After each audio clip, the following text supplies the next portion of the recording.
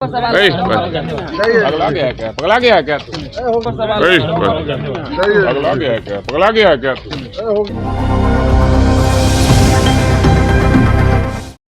अभी आपने सुना कि भाई वीरेंद्र ने क्या कहा। भाई वीरेंद्र ने कहा पगला गया है क्या। देखिए, पहले सचिव, फिर दरोगा और अब पत्रकारों से भिड़ गए। सचिव, सबसे पहले उनका वीडियो ऑडियो वायरल हुआ था जिसमें वो कह रहे थे कि नहीं पहचानता है क्या रे। इसके बाद चुनाव के दिन दरोगा से भिड़ गए और आज पत्रकारों से भिड़ गया। भाई वीरेंद्र का ये वीडियो जमकर वायरल हो रहा है जिसमें वो ये कह रहे हैं कि अरे पगला गए हो क्या। अभी आपने सुना उनका पूरा भाषण, आपको जो बयान है वो सुनाएंगे, लेकिन आपको बताऊं कि आज विधानसभा में तीसरा दिन था। राज्यपाल के अभिभाषण से जो है वो ये कार्य शुरू हुआ। आज का सदन, कल और परसों 2 दिन विपक्ष के हंगामे के आसार हैं। 2 दिन विपक्ष हंगामा कर सकता है, लेकिन ऐसे में आपको बताऊं तो आज भाई वीरेंद्र ने ये कहा और तब से चीजें जो हैं और सुर्खियों में आने लगी। तेजस्वी यादव पे ये लोग सवाल उठा रहे हैं। ये लोग कह रहे हैं कि कहां है तेजस्वी यादव। सदन में विपक्ष के नेता ही नहीं है। तीसरा दिन है, राज्यपाल का भाषण है। भाजपा वाले जो है तेजस्वी यादव को लेकर सवाल उठा रहे हैं। हालांकि भाई वीरेंद्र का ये पूरा बयान, महंगाई पर रोक नहीं लगेगा तो देश का सूरत नहीं बदलेगा। प्रधानमंत्री जी अपना आवास का नाम बदल ले, उससे लोग का कल्याण नहीं होने वाला है।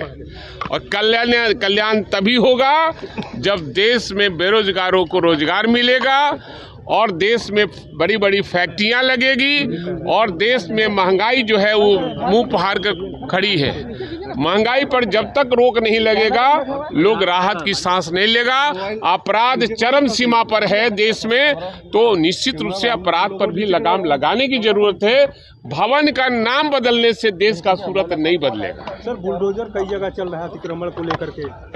देखिए, मैं आग्रह करूंगा राज्य सरकार से, माननीय मुख्यमंत्री से खास करके, कि जिन लोगों पर बुलडोजर चलाया जा रहा है, आप कहते हैं अतिक्रमण किया है, उनको विस्थापित करने का व्यवस्था पहले कीजिए, उनको रहने का, बिजनेस करने का जुगाड़ कीजिए, तब उन पर बुलडोजर कराने का कब्जा होगा।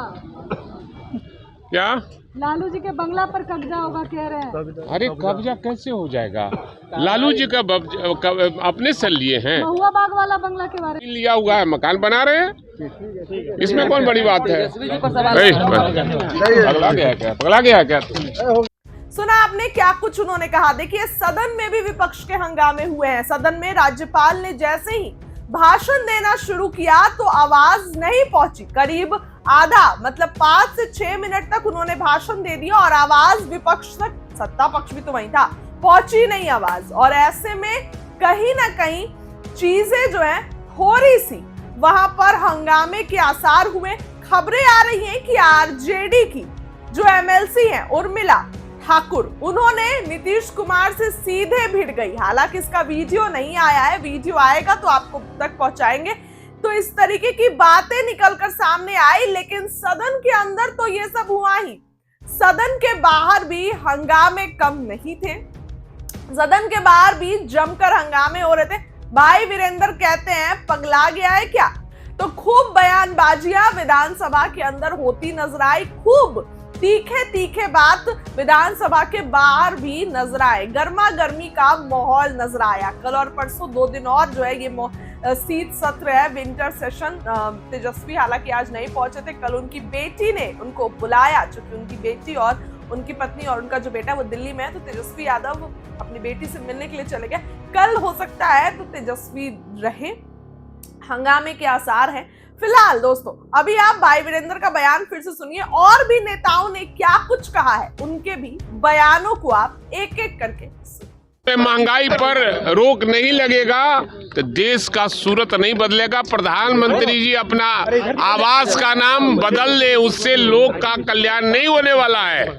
और कल्याण तभी होगा जब देश में बेरोजगारों को रोजगार मिलेगा और देश में बड़ी बड़ी फैक्ट्रियां लगेगी और देश में महंगाई जो है वो मुंह फाड़ कर खड़ी है।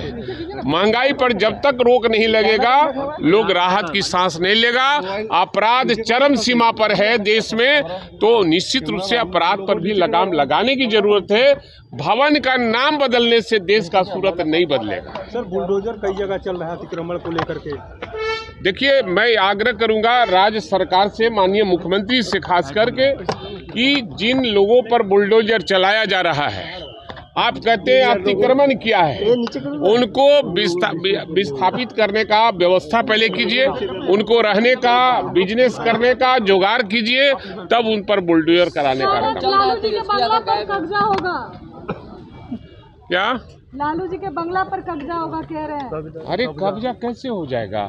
लालू जी का अपने से लिए हैं, महुआ बाग वाला बंगला के बारे में लिया हुआ है, मकान बना रहे हैं, इसमें कौन बड़ी बात है? पगला गया क्या? पगला गया क्या? अच्छाई के लिए होता है, हमेशा जनता को आगे रखकर और नेताओं को पीछे रखकर सोचने का काम करते हैं और बिहार और देश का विकास करने का काम करते हैं। सरकार बता रहे राजद के प्रवक्ता। देखिए, जो नियम है, जो जनहित के लिए अच्छा है, जो जनता के लिए अच्छा है, वो निर्णय ही एनडीए सरकार लेती है। और जनता को संज्ञान में रखते हुए, अच्छा विकास को संज्ञान में रखते हुए जो फैसला हमारी सरकार लेती है, हम सब विधायक उनके फैसलों के साथ खड़े रहेंगे।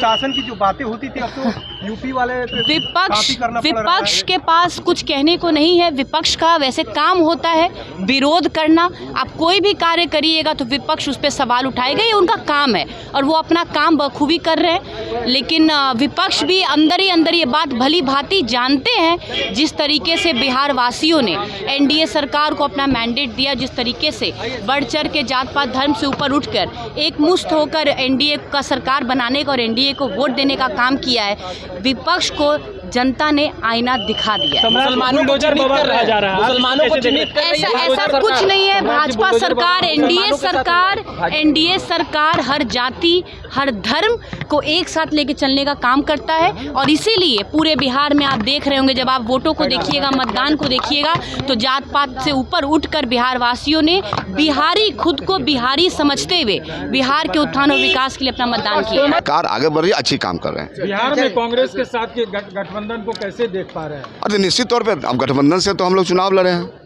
लेकिन मान नहीं रही है वो लोग। अब तो उनके पार्टी का अपना इंटरनल मामला है, उसकी समीक्षा कर रहे हैं। हम लोग भी राष्ट्रीय जनता दल में समीक्षा कर रहे हैं इन बातों को। तो कहीं कोई आपस में फ्रिक्शन नहीं है, मतभेद नहीं है, हम लोग इंटैक्ट हैं, एकजुट हैं। सर तेलंगाना के सीएम में अरे भैया अलग भगवान है, प्यार करने वाला भगवान अलग है, हमारी जाति भगवान अलग है। देखिए, सबका जाति धर्म एक है, ईश्वर एक है, अल्लाह एक, ईश्वर एक, अल्लाह। और देश हमारा इतना खूबसूरत है कि सभी राज्यों में अलग अलग धर्म के लोग हैं, लेकिन ईश्वर अल्लाह एक है। इसलिए बहुत लोग इसको बांटना चाहते हैं, लेकिन ईश्वर अल्लाह एक है।